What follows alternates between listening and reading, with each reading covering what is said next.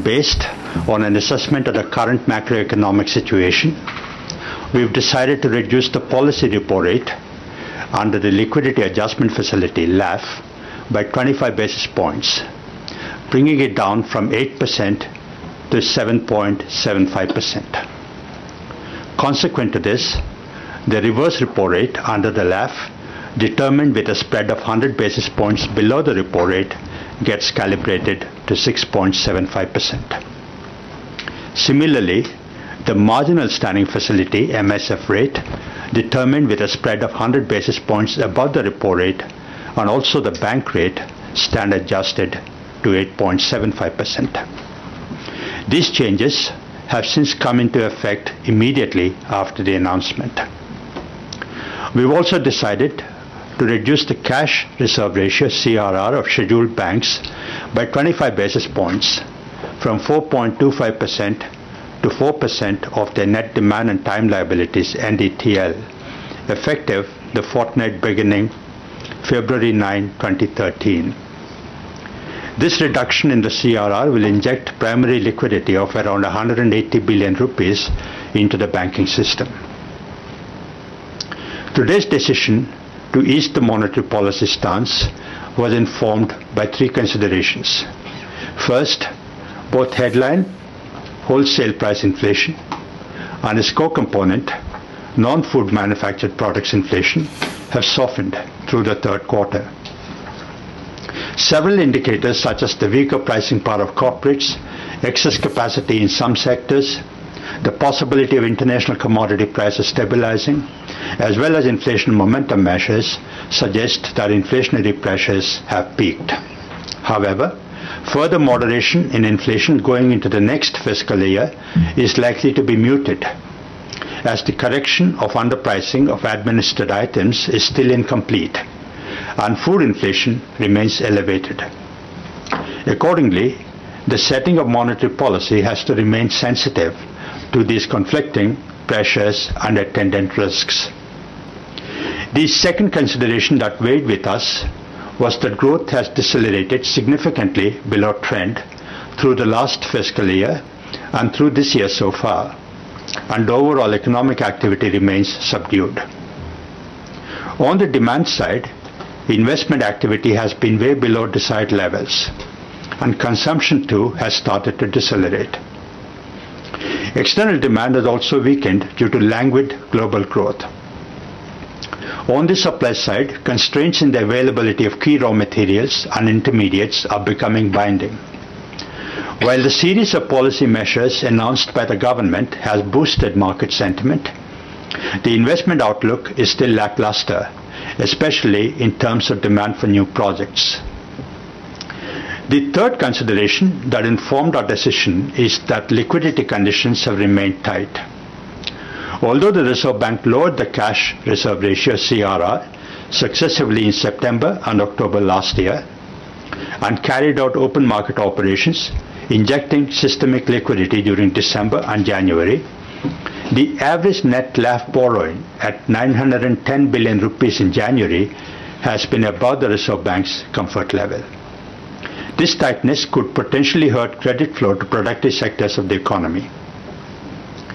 The structural deficit in the system provided a strong case for injecting permanent primary liquidity.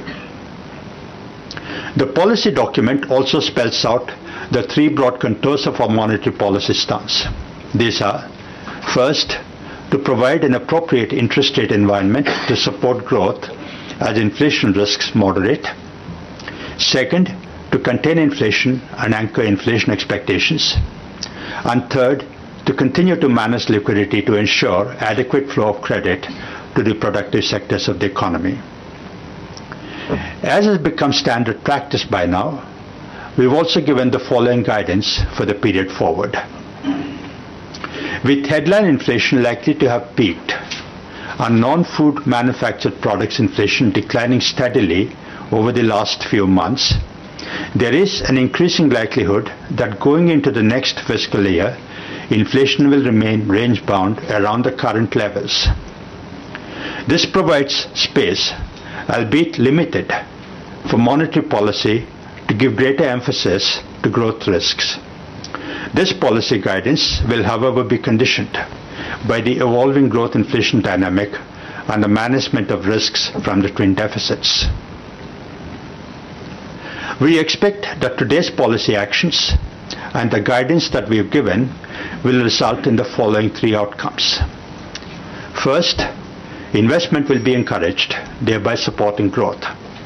Second, medium-term inflation expectations will remain anchored on the basis of a credible commitment to low and stable inflation. And finally, there will be an improvement in liquidity conditions to support credit flow. Our policy decisions have been based on a detailed assessment of the global and domestic macroeconomic situation. Let me comment first on the global outlook. Since the Reserve Bank's last quarterly policy review in October 2012, headwinds holding back the global economy have begun to abate gradually, although sluggish conditions prevail. In the US, activity gathered momentum in the third quarter of 2012, but this is unlikely to have been sustained in the fourth quarter. While a political consensus to avert the fiscal cliff has calmed the financial markets, how the debt ceiling is managed will be crucial in shaping the market sentiment on the way forward. The euro area economy is threatened by continuing contraction, notwithstanding the liquidity firewall of the European Central Bank and the EU's commitment to act collectively to backstop the Union. Overall, however, apprehensions that the sovereign debt crisis will disrupt the global financial system have ebbed. A pickup in the pace of growth of China is likely, but growth in other emerging and developing economies has slowed owing to a combination of a slump in external demand and domestic structural bottlenecks.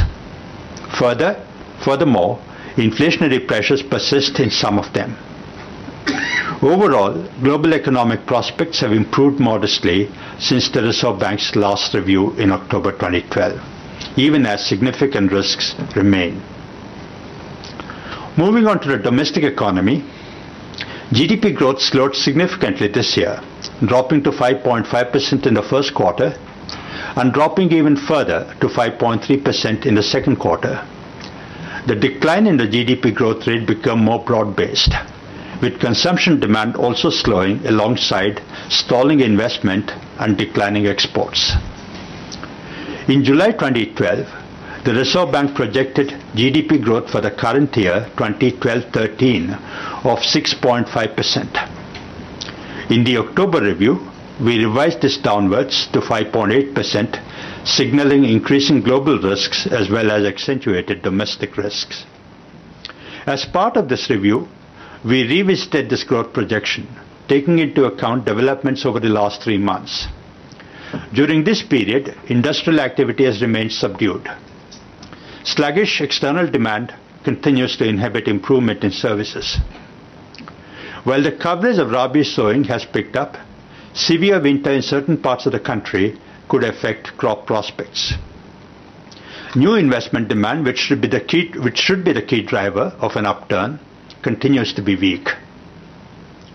While the series of recent policy initiatives by the government has boosted market sentiment, it will take some time to reverse the investment slowdown and reinvigorate growth. Accordingly, we have revised downwards our baseline projection of GDP growth for the current year from 5.8% to 5.5%. Let me now turn to inflation. Headline WPI inflation eased significantly from 8.1% in September 2012 to 7.2% by December. Notably, inflation on account of non-food manufactured products, which have a weight of 55% in the WPI, fell sharply in November-December as input price pressures eased.